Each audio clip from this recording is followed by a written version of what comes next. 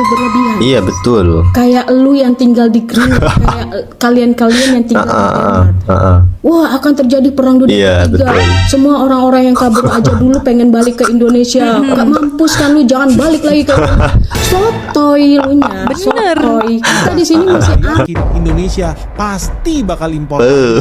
Dan Indonesia ya harus jadi budak Vietnam. Kenapa sampai duta besar mereka panik, guys? Sampai segitunya berharap supaya Indonesia gagal panen. Berharap supaya Indonesia petaninya miskin lagi. Berharap supaya kita impor beras lagi dari Vietnam. Simpel aja. Karena kalau lu lihat surat kabar terbesar di Vietnam hari ini, itu juga lagi pada panik. Karena harga beras di Vietnam itu udah turun, guys. Titik terendah juga sepanjang sejarah. Kalau ngomong nih Indonesia sulit dikalahkan. Bapak Aing. Kang Dedi. Karena mengidentifikasi daerah-daerah vital dan sentral yang membuat orang tergantung itu mengalami kesulitan. Kenapa? Karena orang Halo guys, balik lagi di channel saya Fajar Maulana. Gimana kabar teman-teman semua nih? Semoga semuanya diberikan kemudahan rezeki, panjang umur dan sehat selalu ya. Wah, ada yang lagi viral nih teman-teman ya. Lagi rame-ramenya ini perang dunia. Indonesia ribut perang dunia. Emak-emak ketakutan semua nih. Wah, tenang aja ya. Indonesia pasti aman sekali teman-teman ya. Karena banyak banget sumber daya alamnya. Jadi nggak usah khawatir. Sekarang langsung kita simak aja videonya biar teman-teman nggak apa?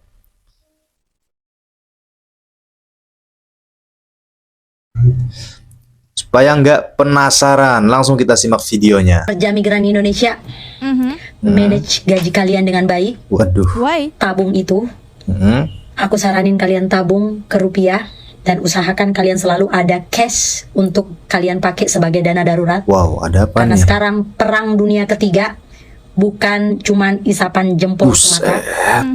Kalian harus update informasi-informasi seperti ini supaya kalian bisa merencanakan langkah-langkah apa yang kalian harus lakukan ketika amit-amit ini benar Bikin takut aja deh ini. Aduh, mana belum kawin lagi.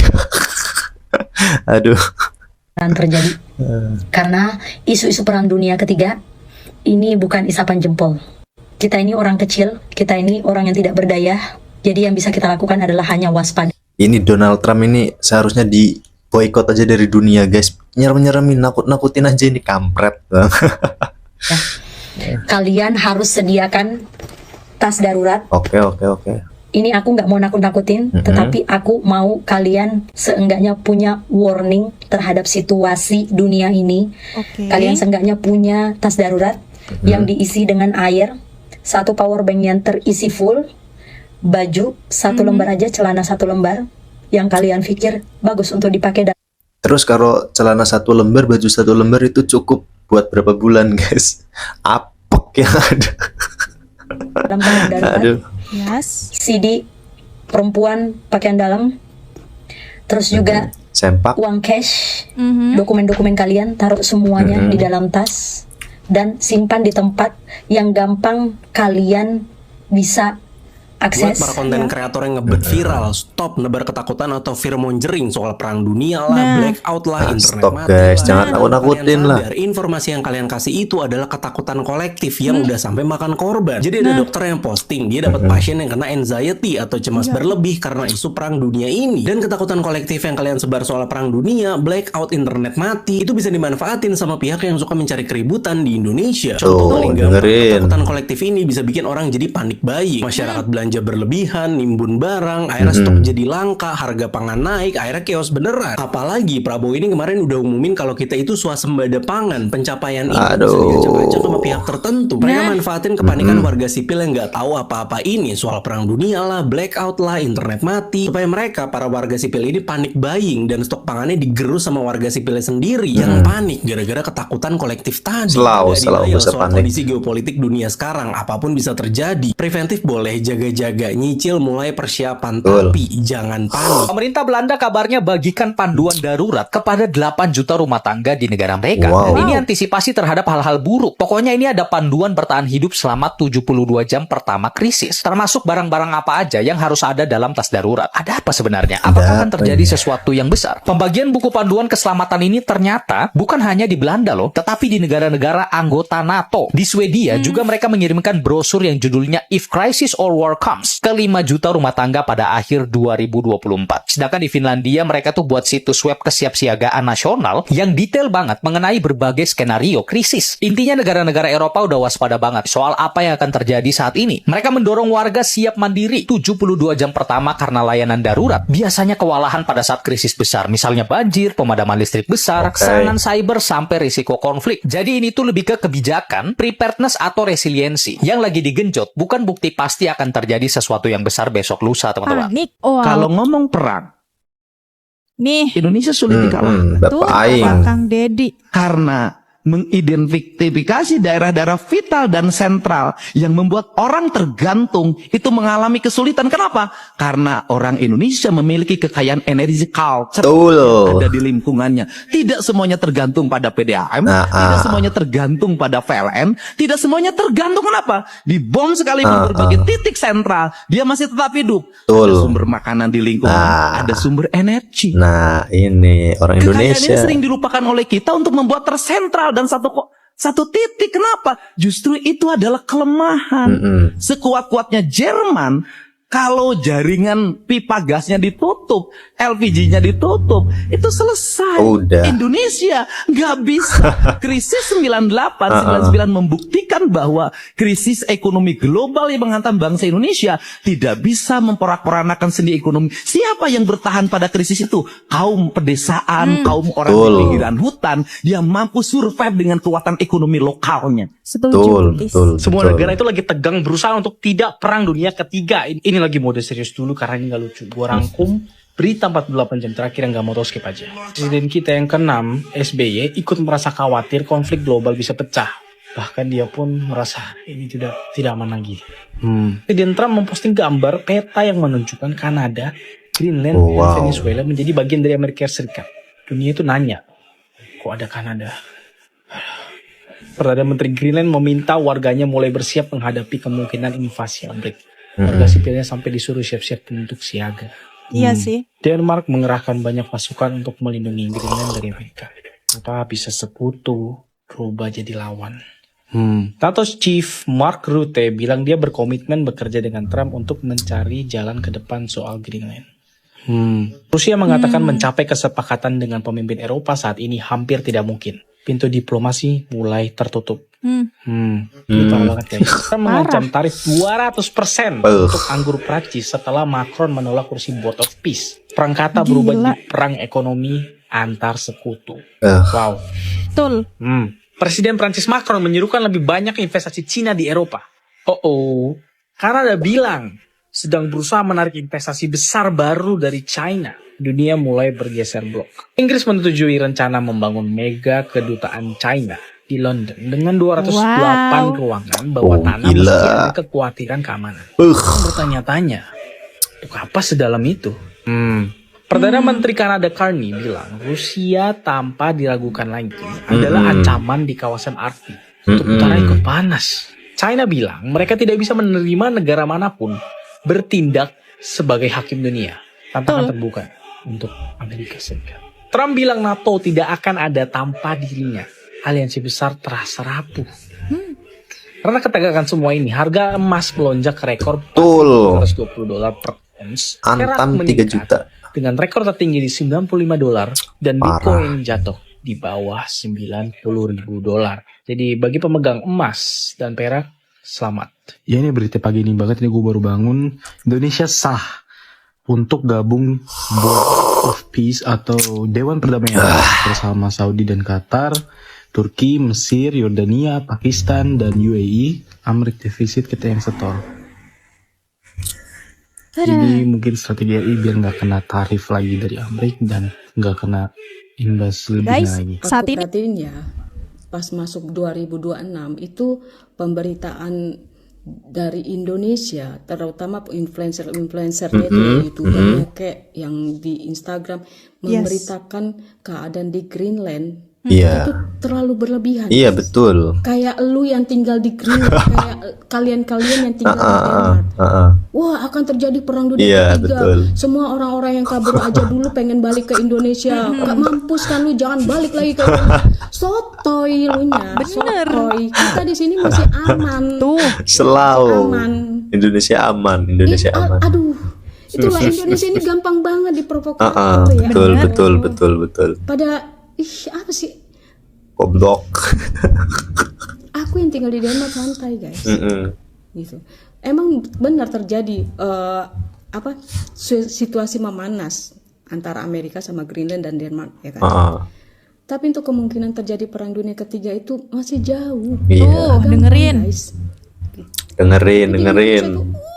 Makanya di sini aku ngambil bisa membaca bagaimana gampangnya orang Indonesia itu diprovokasi. Sorry to say, Indonesia kalau dibilang cara penangkapannya ini ya itu paling gampang orang Indonesia itu diadu domba. Aku bisa ngelihat di sini. Makanya kalian hati-hati guys sama berita-berita yang ada disebarkan sama influencer yang ada di Indonesia. Sementara gua di sini aman-aman aja. Dari sini aku bisa ngelihat. Gua udah nggak suka dengar berita-berita di Indonesia. Gua lebih berita yang ada di Denmark itu jauh lebih terpercaya karena reporternya orang Denmark itu ada di Greenland. Reporter nasional Indonesia ada di Greenland. Gua coba mau tanya dulu. Kasih tahu dulu sama aku kalau ada. Jadi kalian itu cuma terima berita kiriman, ya kan? Tapi sok tahu kalau ngeberitain. Kalau masalah suruh bertahan 70 mempersiapkan prepare 72 jam itu udah dari dulu, guys. Ya. Jadi aku kasih tahu buat kalian orang Indonesia, hati-hati terima berita-berita hoax yang disampaikan sama influencer-influencer yang ada di Indonesia. Siap. Itu ada kepentingan bikin suasana panik. Jadi kalian teman-teman harus pintar-pintar. Hati-hati. Hati-hati guys. Hati-hati. Kalau mungkin ya guys ya. Iya guys. Mungkin dunia sekarang ini paling kuat Amerika, Rusia. Iya betul. Cuma kalau urusan misalnya ada perang dunia netizen gitu ya. Indonesia kayak juara guys. Menang kita guys. Netizen Indonesia tuh nomor 1 buat bacot di dunia ini. Netizen paling keren, sumpah bangga gue. Orang Baduy itu punya Baduy. ketahanan pangan 150 tahun tanpa menanam. Mereka masih bisa makan. Betul sekali, betul. 150 tahun. Iya, karena kan mereka punya. Dan itu juga di Cina, juga di Tiongkok ada, Selin. Di Thailand saya lihat begitu. Iya. Kenapa sih studi kita tidak belajar bagaimana mengelola? Kita ngomong tentang ketahanan pangan nasional. Pertanyaannya adalah gudang kita di mana? Yes. Betul-betul progresif pikiran Anda, Pak Gubernur. Ada lumbung padi yang bisa simpan padi sampai 100 tahun. Yes. Kamu nggak salah dengar. Karena ada lumbung padi punya suku Baduy yang disebut Leuit. Penyimpanan padi ini dilakukan secara turun-temurun. Cara suku Baduy menyimpan padi tidak terlepas dari nilai leluhur untuk memuliakan padi sebagai hasil bumi. Suku Baduy punya bangunan tersendiri yang disebut Leuit dan terbuat dari bahan alami seperti kayu, bambu, dan juga ijuk. Serta terdapat sirkulasi udara yang bantu kualitas padi agar tidak mudah rusak. Jadi, Leuit bukan cuma untuk menyimpan padi, tetapi juga untuk mengawetkan bahan pangan. Ya, betul Suku sekali. Baduy juga masih pakai cara tradisional untuk mengeringkan padi, yakni dengan menjemur padi di atas bambu dengan bantuan sinar matahari. Iya, masih Pengeringan tradisional. tersebut dilakukan sebelum padi dimasukkan ke dalam Leuit.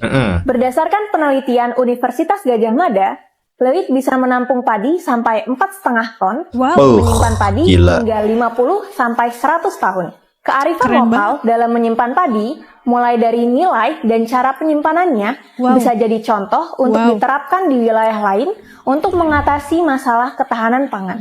Melalui penyimpanan padi dalam jangka panjang, wilayah pedesaan bisa menjaga kestabilan pangan untuk memenuhi kebutuhan lokal. Keren. Mengumumkan setelah tercapainya swasembada pangan tahun 2025. Ketika Indonesia akhirnya memutuskan buat stop impor beras dari Vietnam, apa yang terjadi? Duta besar Vietnam itu sampai panik, guys. Gila nggak? Duta besarnya aja turun. Ya wajar juga dia membela rakyatnya. Tapi kan Indonesia juga berhak dong. Iya betul sekali. Petani kita sendiri. Harus dong. Memang bilang apa si duta besar Vietnam ini ketika dia tahu Indonesia swasembada pangan, dia sampai ngata-ngatain kita, dia sampai nyumpahin kita. Lu bisa lihat nih di Jakarta Globe, duta besar Vietnam Ta Van Tong itu sampai bilang apa? Ini si Ta Van Tong ini tadi keplak juga. Mampus. Dia bilang, gue udah denger nih, Indonesia mau stop impor beras karena katanya lu punya cadangan banyak. Ya memang kita swasembada pangan bro, tapi menurut Van Tong ini rencananya nggak sustainable. Ini nggak mungkin lah lu bisa stop impor.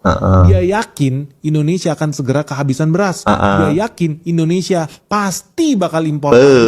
Dan Indonesia ya harus jadi budak Vietnam. Kenapa sampai duta besar mereka panik guys? Sampai segitunya berharap supaya Indonesia gagal panen. Berharap supaya Indonesia petaninya miskin lagi. Berharap supaya kita impor beras lagi dari Vietnam. Simpel aja. Karena kalau lu lihat surat kabar terbesar di Vietnam hari ini, itu juga lagi pada panik. Karena harga beras di Vietnam itu udah turun guys.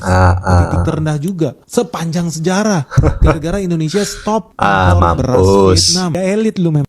Lu hobi banget makan makanan impor dari Amerika Serikat. Lu gaya elit lu memang lu. Kenapa? Soalnya lu tahu lembaga Amerika Serikat aja sampai kirim surat peringatan lu ke Indonesia.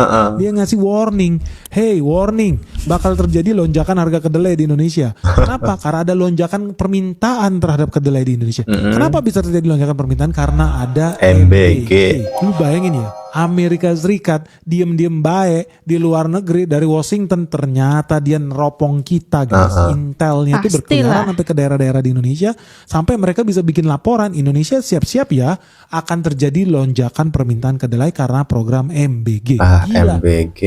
Ya, CIA ini udah masuk ke dapur-dapur MBG guys, sehingga mereka bisa lihat menu anak Indonesia di berbagai daerah. Banyak untuk mengejar target protein itu menggunakan tahu atau tempe. Wah ini sih seru sih. Makanya nggak heran kalau anggota DPR sampai nyecer ya Kementerian Pertanian buat bikin program swasembada kedelai. Negara yang paling aman jika terjadi Perang Dunia III, salah satunya ternyata adalah Indonesia. Dan keamanan tersebut bisa dirasakan oleh Indonesia karena prinsip politik Indonesia yang bebas aktif. Artinya tidak memihak kepada siapapun dan suka menjadi penengah ketika adanya konflik. Dan Indonesia jaraknya juga tuh jauh banget tuh dengan negara-negara yang berpotensi perang kan? Banget, jauh banget dengan Eropa karena letaknya di Asia Tenggara dan jadi wilayah yang aman banget. Apalagi pulau-pulau di negara kita ini terpisah-pisah. Secara teknis, pada saat ini belum ada perang dunia yang terbuka atau konfrontasi militer langsung antara banyak negara secara serentak. Tapi bagi beberapa pengamat, sebenarnya Perang Dunia Ketiga itu udah terjadi. Tapi bentuknya itu bukan adu tank atau adu fisik. Oh iya bener banget, ekonomi dan informasi kan? Iya bener banget, Rin.